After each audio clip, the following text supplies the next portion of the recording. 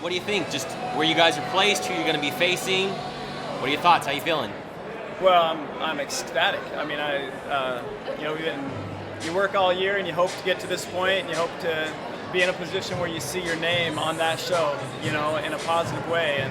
And so happy for the team, so happy for all these amazing people that stuck with us all year long and, believed and stayed positive when, things didn't look quite right. And then things started to look better, and all of a sudden we've got a team worthy of being in the big dance, And as far as the bracket goes, when you're going to be a 14 or a 15, and I should say even if you're going to be a 1 or a 2, we've been a 2 a few times, or a couple, we've been a 3, and I remember first round games that were we had to escape. Everybody's good this time of year. Everybody has won 20-ish games or more, and there's never an easy night. I don't care what the circumstance may be, and so certainly being on the road is different than home. But I'm excited for the challenge. That's all. That sums it up.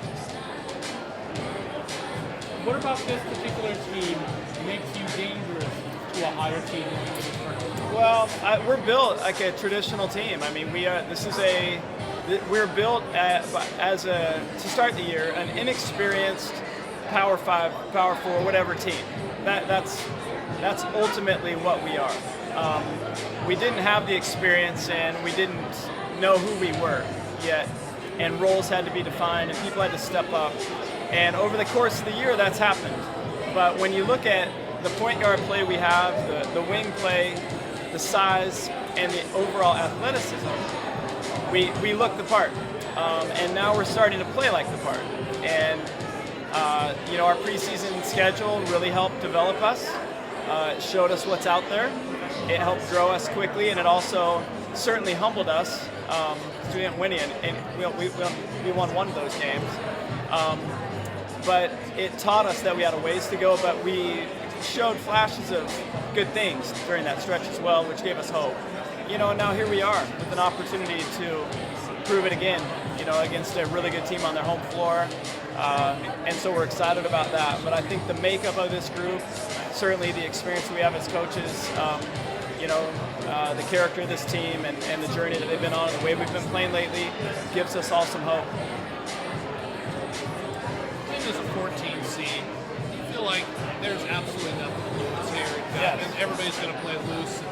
This is the least pressure you've ever had in the NCAA tournament. It's the least pressure we've had since we went to Tennessee. That's how I remember it. We're a 6 seed playing at Tennessee where nobody had ever won, and we had nothing to lose in that game.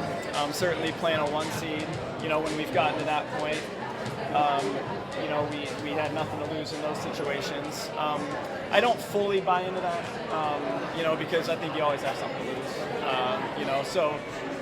But for us just to be able to relax, take on the challenge, and just be at our absolute best, I think this team's ready for that, and I think that's what it's going to take. But we certainly are a 14. We're not the 3, so we're certainly not the favorite. You talked a little bit about kind of how you guys were able to get challenged early in the season in the non-conference. How much do you maybe fall back on that, rely on what you learned in those experiences to get ready to face a bunch of teams that you've never faced before thus far this season? Well, to reflect back on those, those games against the power teams that we played, I refer to them all the time. I'll say this is like playing Illinois. Think back how many times I've said UConn this year. You've heard it probably 20 yourself already. And so those games are great reminders of where we're headed, what it took, and the success we had during various points of those games.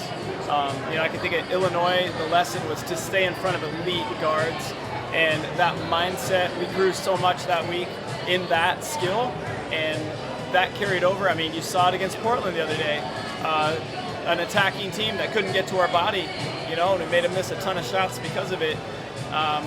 So all those lessons add up, and certainly the team's probably sick of it, but it's true. It's real. It's just reminders of the progress we've made and what's necessary going forward. And so, now it comes down to physicality, it comes down to dominant rebounding performances and discipline and laser focus for 40 minutes or more.